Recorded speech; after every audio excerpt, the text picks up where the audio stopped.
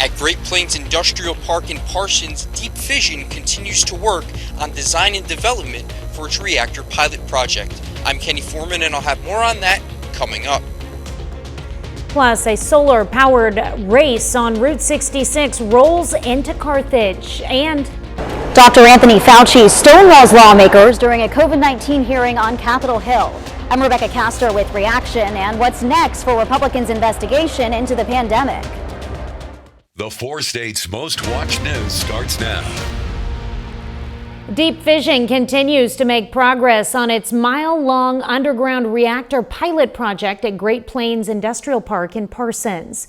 This is KOAM News. I'm Tanya Bach. KOAM's Kenny Foreman spoke with Deep Fission's COO to hear the latest on the project. Deep Fission COO Michael Brazel says so far there are no safety issues that have been flagged in testing at Great Plains Industrial Park. He is pleased by the findings earlier this year from drilling the first hole for testing, known as G1. We did a number of tests that determined the geology, but also if where the groundwater is at, which is 600 feet or above.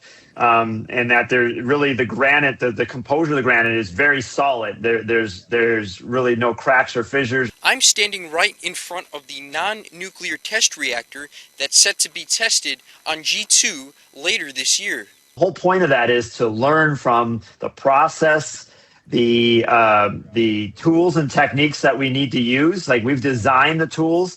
We're using pretty typical oil and gas industry tools to lower that and bring it back up, because all of our reactors have to be retrievable when they have fuel in them. Brazel wants to clarify that the G2 prototype is non-nuclear. Then comes G3, which would contain a nuclear reactor. And that's going to be our actual demonstration reactor. So that'll be a full diameter, full depth hole. And that will be the one that KDHE, again, will approve that drilling and completion of that hole in operation. Successful G3 testing could allow the reactor to be used commercially. And even with many concerns among Parsons residents, Brazel remains confident in the project. I would not submit an application or design this plant if I didn't think it was safe. I've got 30 years of Navy nuclear power. We are going to have a safe reactor because we want to protect the environment. In Parsons, Kenny Foreman, KOAM News. Brazel says Deep Fission is planning on submitting an application to the Nuclear Regulatory Commission in early 2027. He's encouraging anyone with concerns to reach out to Deep Fission so those questions or concerns can be addressed. Meteorologist Donald O'Keefe joins us now with a first look at weather.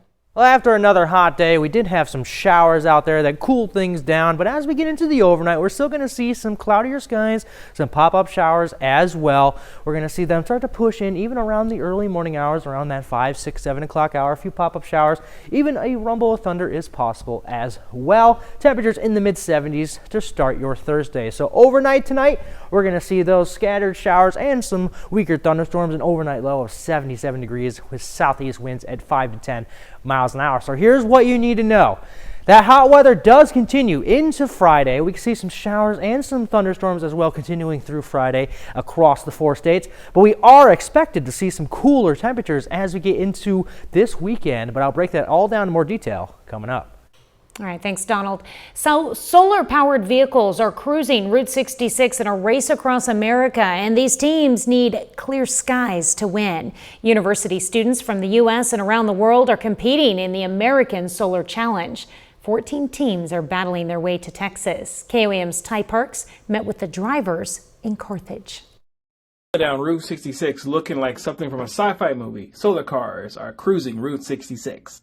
So we do this, our nonprofit Innovators Educational Foundation. We run this as a collegiate event to really provide an experiential learning opportunity for today's students. They'll go on to become tomorrow's leaders. This is giving them a hands-on, multidisciplinary project.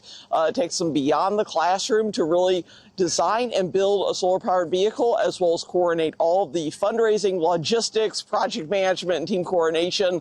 It started with over 30 teams to get pre-qualified. Now, only 14 remain on the road.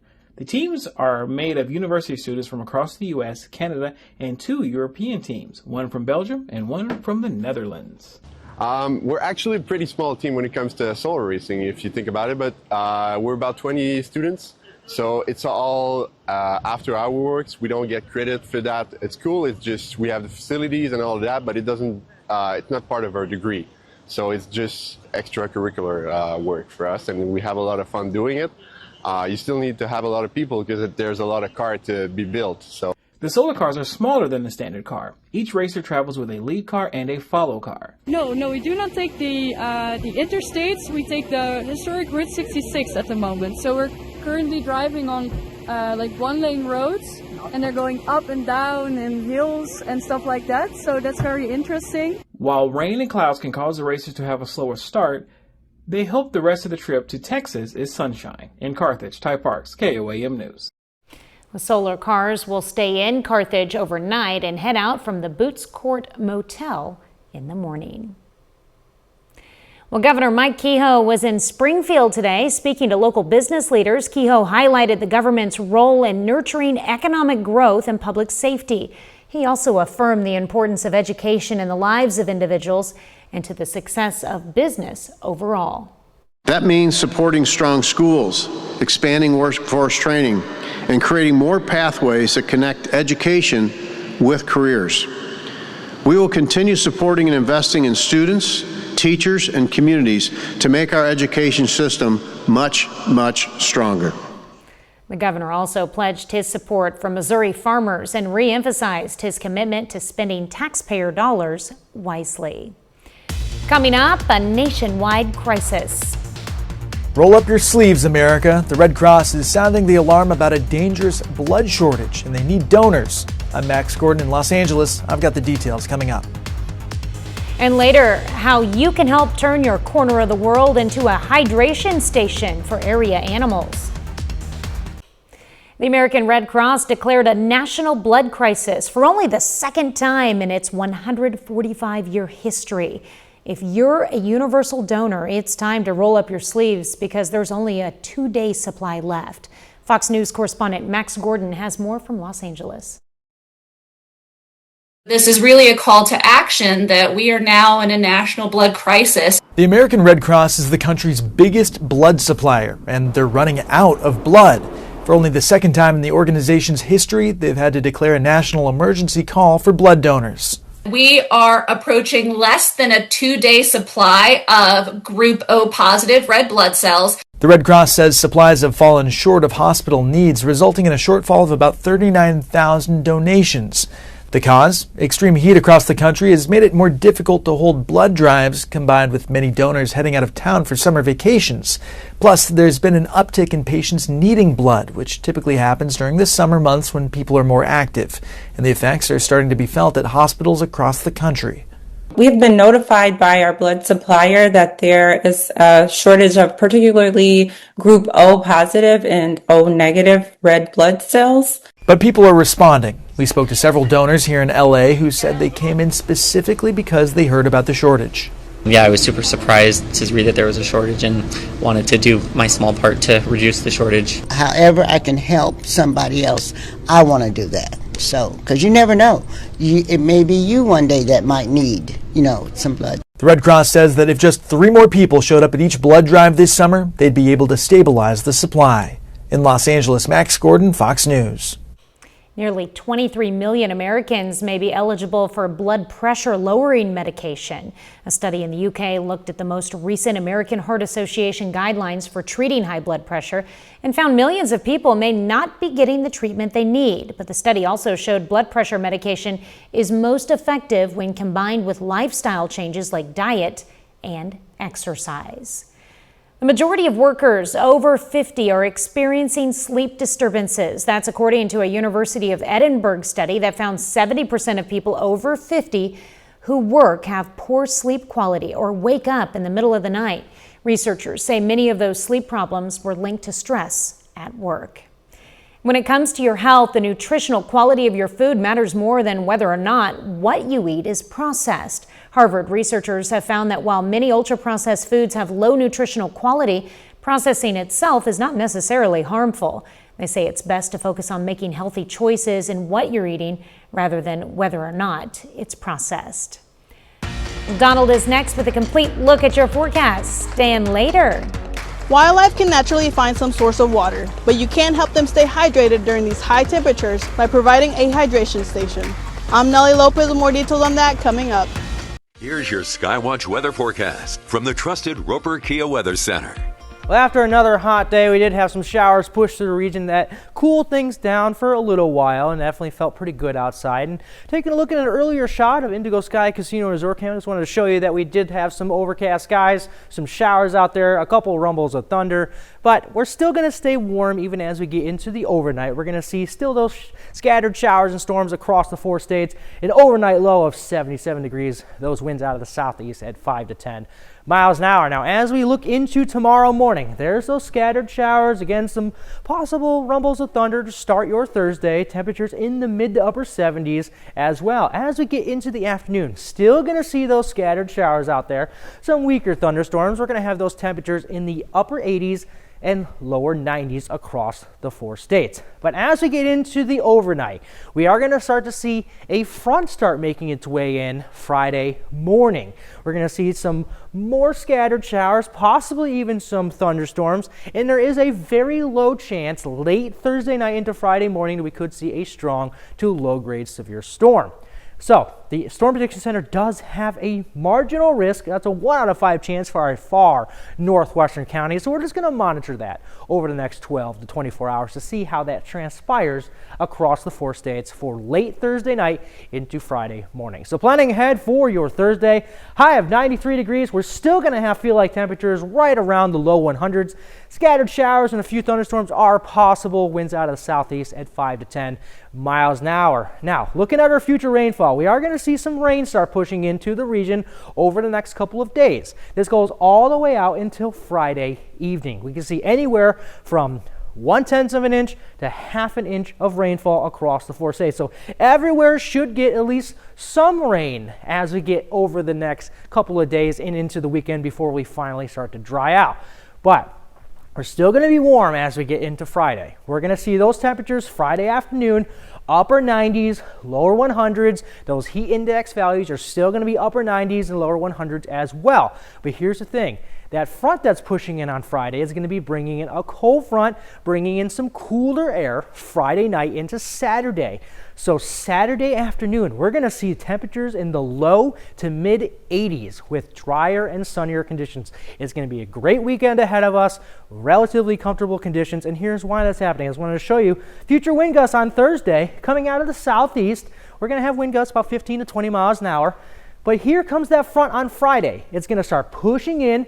Now, instead of winds coming out of the southwest like they were on Thursday, on Friday they're going to start coming in from the northwest. It's going to still be a bit breezy, about 20, 25 miles an hour. But now that's going to be bringing in cooler air as we get into Friday night and Saturday. So a wonderful weekend is ahead of us.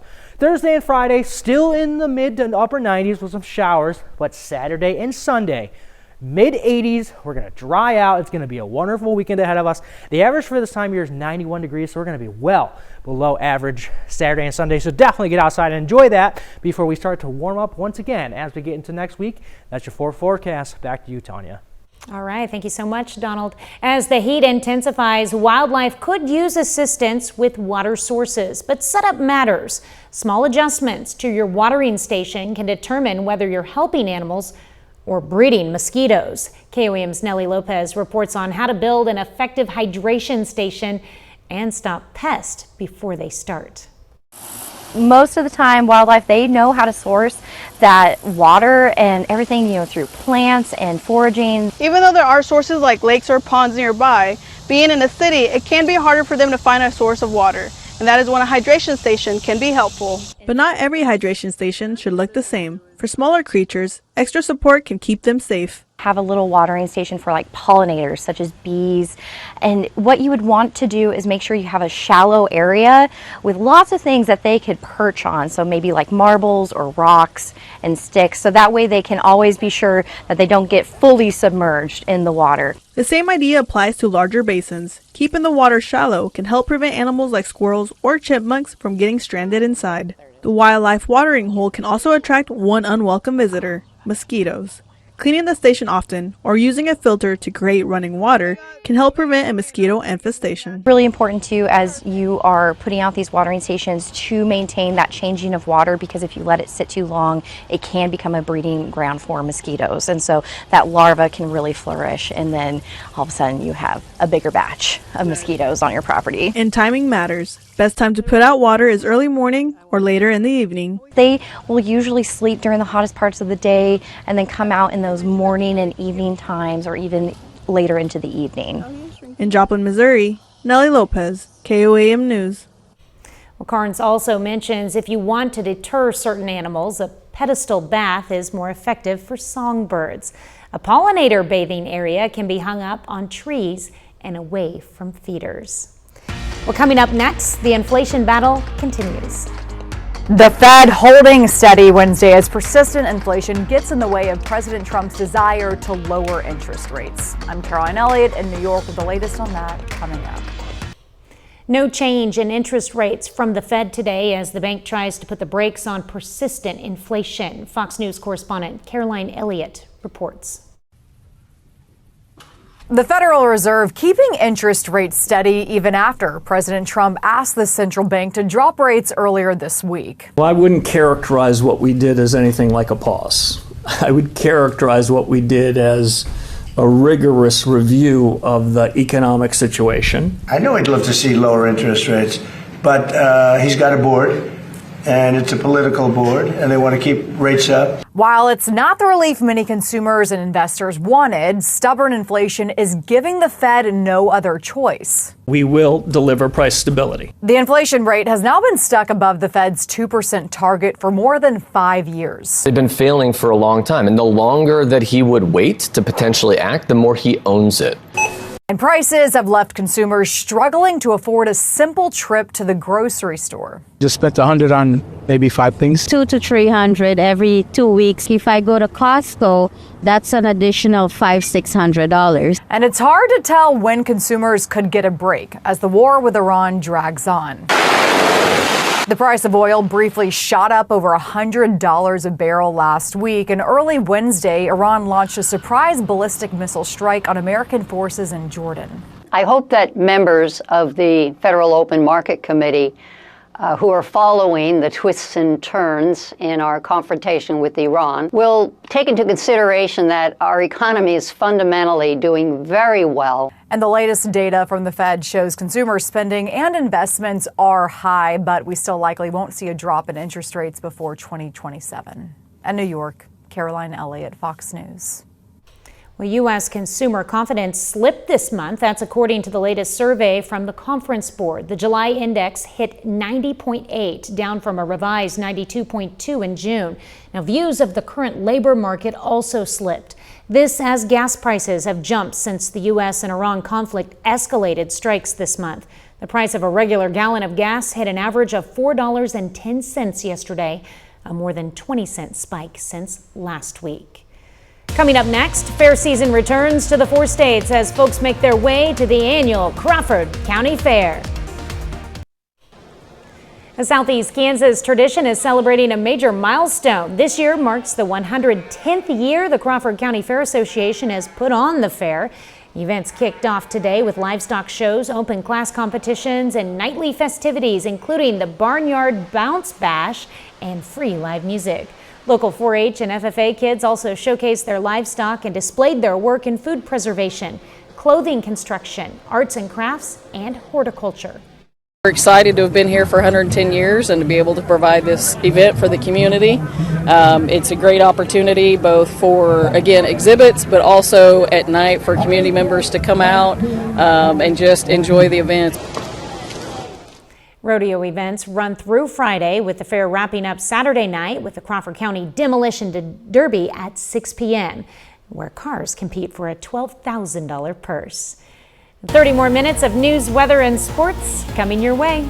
Health providers in Southeast Kansas train volunteers to help prevent suicide. That's coming up. But first, President Trump says the U.S. will be, quote, hitting them hard after Iran launched a surprise attack on U.S. forces. I'm Trey Yingst in Tel Aviv. I've got the details coming up. You're watching the 4 states' most watched news.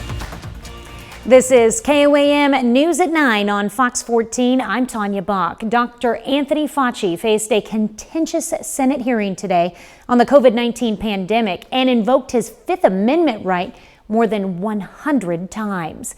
And now lawmakers are considering holding him in contempt. Fox's Rebecca Castor reports.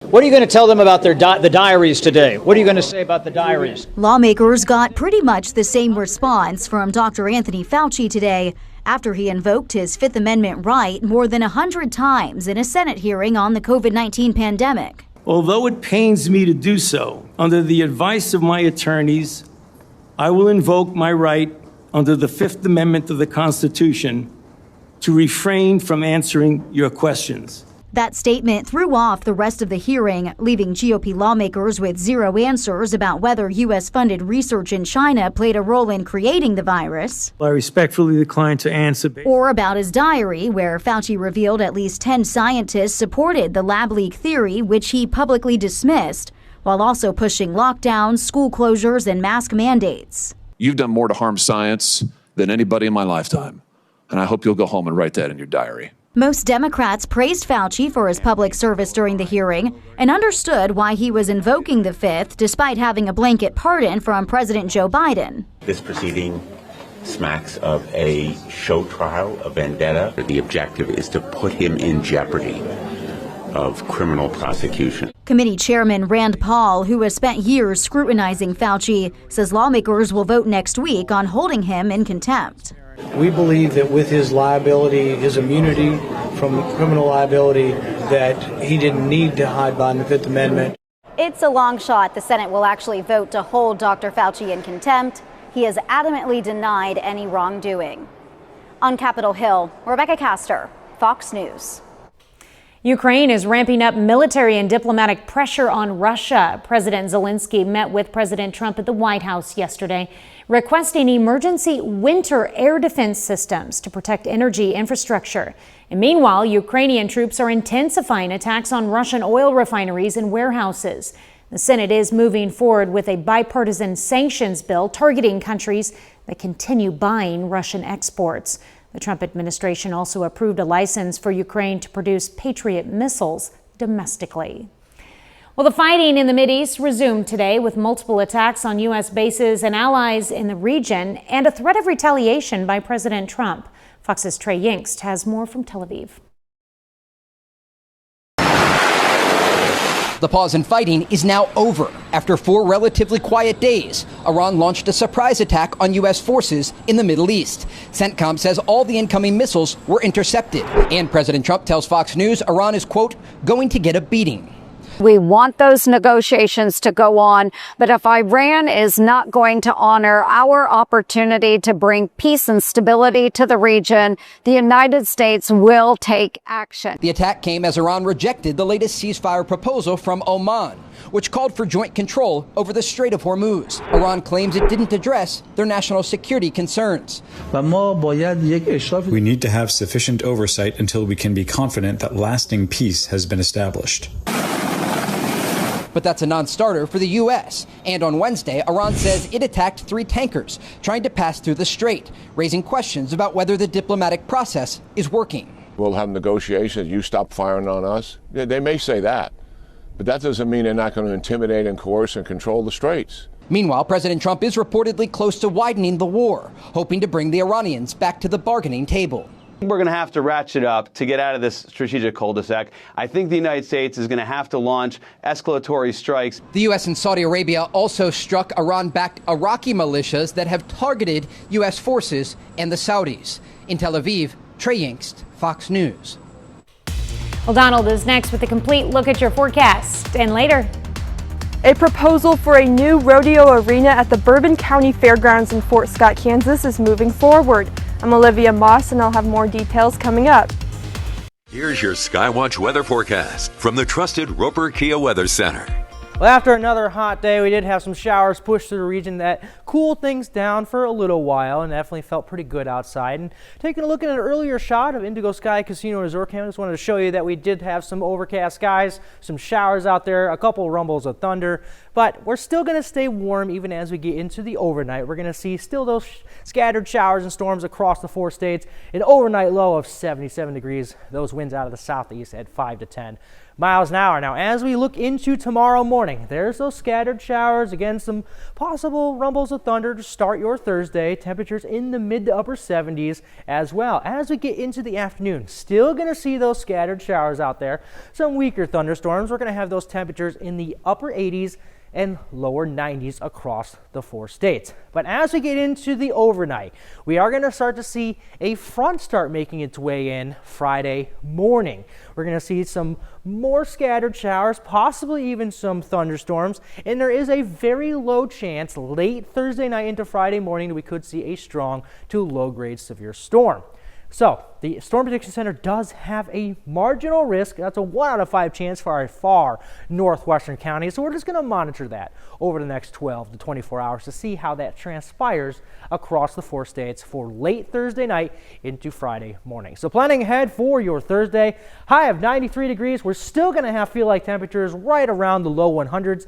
Scattered showers and a few thunderstorms are possible. Winds out of the southeast at 5 to 10 miles an hour. Now, looking at our future rainfall, we are going to see some rain start pushing into the region over the next couple of days. This goes all the way out until Friday evening. We can see anywhere from 1/10 of an inch to 1/2 an inch of rainfall across the 4 states. So everywhere should get at least some rain as we get over the next couple of days and into the weekend before we finally start to dry out.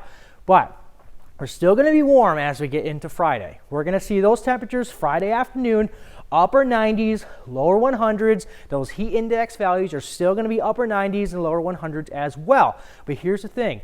That front that's pushing in on Friday is going to be bringing in a cold front, bringing in some cooler air Friday night into Saturday.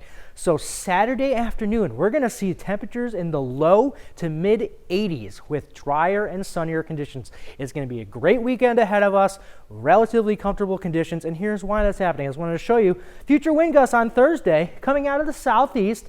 We're going to have wind gusts about 15 to 20 miles an hour. But here comes that front on Friday. It's going to start pushing in. Now, instead of winds coming out of the southwest like they were on Thursday, on Friday they're going to start coming in from the northwest. It's going to still be a bit breezy, about 20, 25 miles an hour. But now that's going to be bringing in cooler air as we get into Friday night and Saturday. So a wonderful weekend is ahead of us. Thursday and Friday still in the mid to upper 90s with some showers, but Saturday and Sunday, mid 80s, we're going to dry out. It's going to be a wonderful weekend ahead of us. The average for this time of year is 91 degrees, so we're going to be well below average Saturday and Sunday. So definitely get outside and enjoy that before we start to warm up once again as we get into next week. That's your 4 forecast. Back to you, Tanya. Well, Donald, I'd like to stay below average for a long time. Well, a free community training session at the Community Health Center of Southeast Kansas is giving people the tools to help prevent suicide. Today's Talk Saves Lives program educated attendees about suicide risk factors, warning signs, and how to start important conversations with someone who may be struggling. Organizers say the training is designed for anyone, regardless of their experience with mental health. We believe that by talking to people, you can save lives. So bringing this education into the community will hopefully help people to feel more comfortable having those conversations, which can sometimes be really difficult or really nerve-wracking. And so we want people to feel that they're not alone, that they're not odd for having those thoughts, and be able to feel like they have resources available to them. Organizers hope the presentation helps reduce common stigma surrounding mental health while connecting more people to life-saving resources in Southeast Kansas. Still ahead, Chiefs football returns to St. Joe with the start of training camp. Coming up in sports, KOAM's Ryan Blank recaps the opening practice, including the first look at Patrick Mahomes since his knee injury.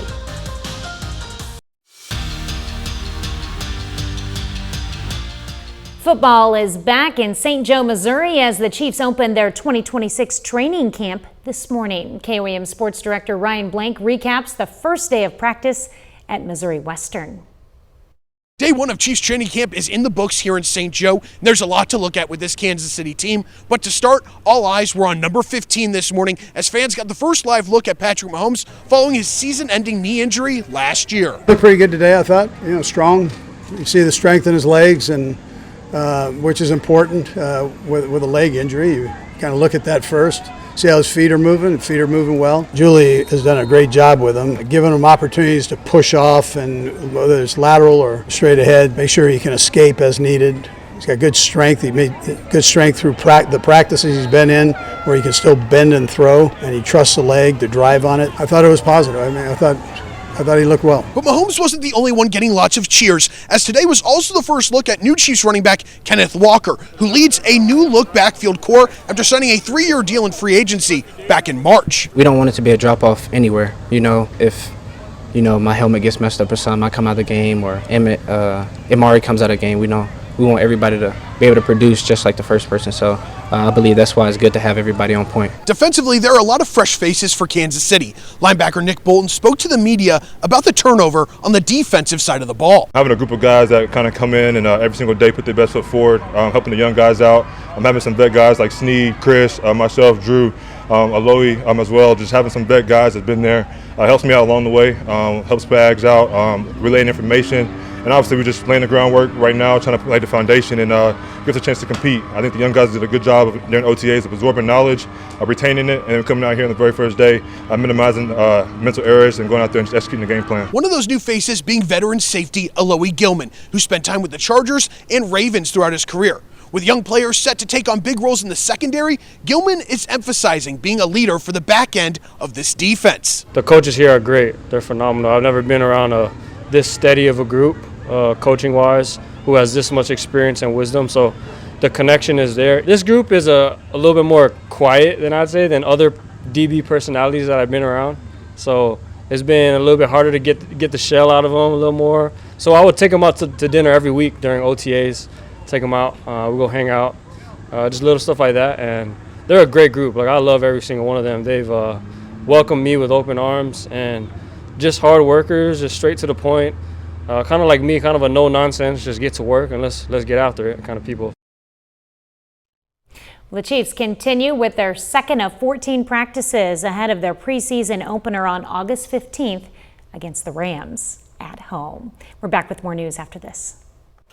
A proposal for a new rodeo arena at the Bourbon County Fairgrounds moves forward after the City Commission directs the city manager to conduct a financial analysis.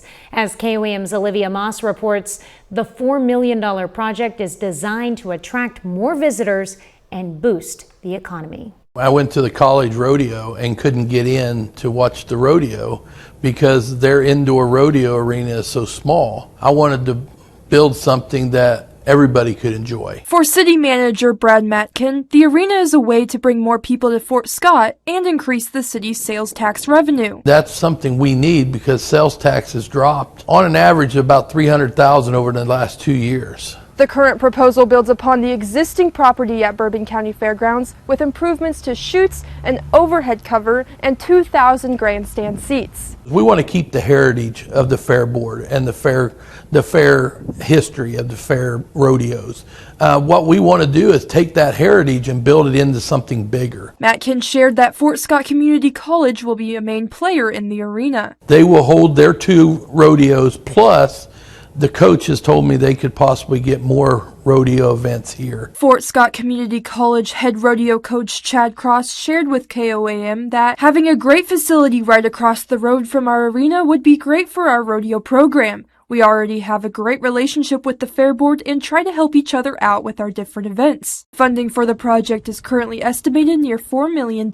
So we are looking at doing it ourselves with the help of the college and possibly the county, and just trying to figure out how we can pay this thing off without raising taxes and hurting our taxpayers. In Fort Scott, Olivia Moss, KOAM News. Matkin also shared that he wants to put together an independent committee to help with funding opportunities. He hopes to have the arena open by late 2027. Up next, Christopher Nolan's The Odyssey is causing a ticket buying frenzy. Why the IMAX format is so hard to get. The ticket buying frenzy for live music has now turned to the movies. Fox's Ashley Dvorkin takes a look at the chase for prime showings of The Odyssey. No one could stand between my men.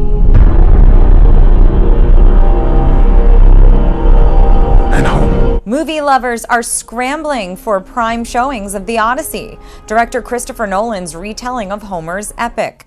Despite multiple alternatives, including standard screenings and special formats from rival theater brands, IMAX 70mm is at the center of the Odyssey rush because it has a higher resolution than digital projections and uses the same jumbo film stock Nolan used in his cameras. With IMAX 70mm, it feels your vision this way and your vision this way, so you are completely immersed into the story. Nolan pioneered Hollywood's use of IMAX cameras, which create lush resolution for extra-large screens. People I haven't heard from in years are saying, remember me? I'm in town. By the way, do you happen to have an extra pair of tickets? It's really...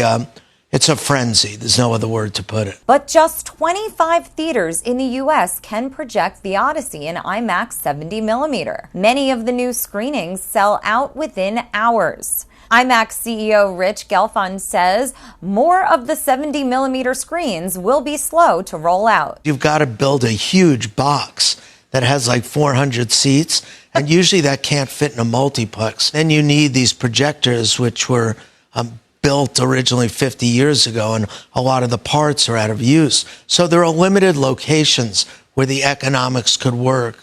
But we're always looking for new ideas and building it out. For moviegoers who don't mind waiting, there's plenty of time to get those premium tickets, with IMAX 70mm screenings of The Odyssey set to run for months. In Hollywood, Ashley Dvorkin, Fox News. It's a good movie. And that's our time for tonight. Thank you for joining us. We're going to leave you with video of a squirrel that invaded the field at Monday's Orioles and Tigers game in Detroit. Have a great night and an even better tomorrow.